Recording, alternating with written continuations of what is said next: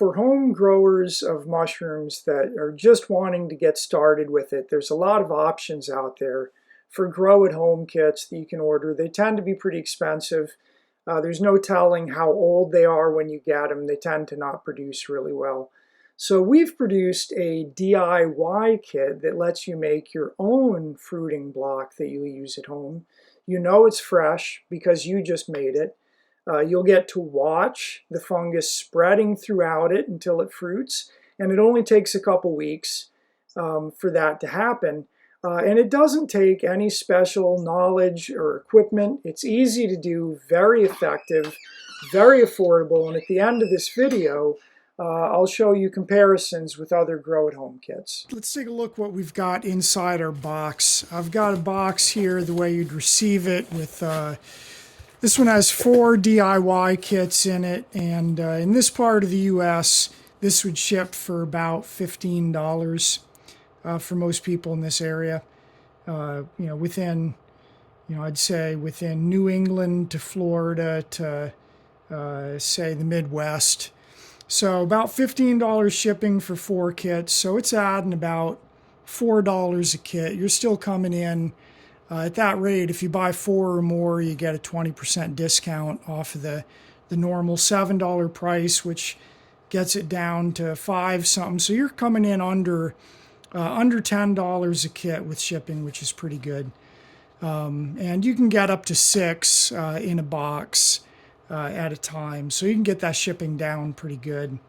But here's what you've got inside the box. You've got your instructions, which include a QR scan code that'll take you directly to a video on how to do the various steps.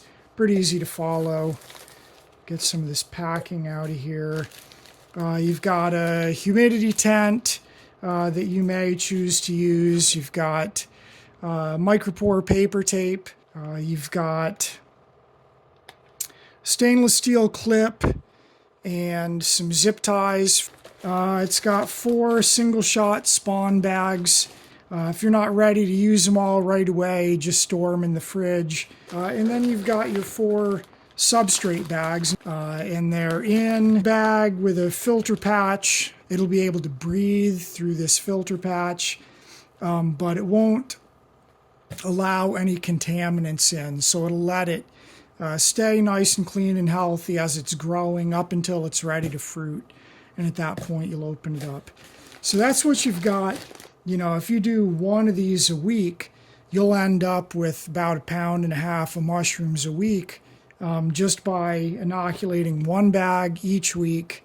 And so if you order 6 at a time, for a month and a half worth of mushrooms, you're paying one shipping cost. And I'll show you what the actual process looks like. It's very easy, super doable.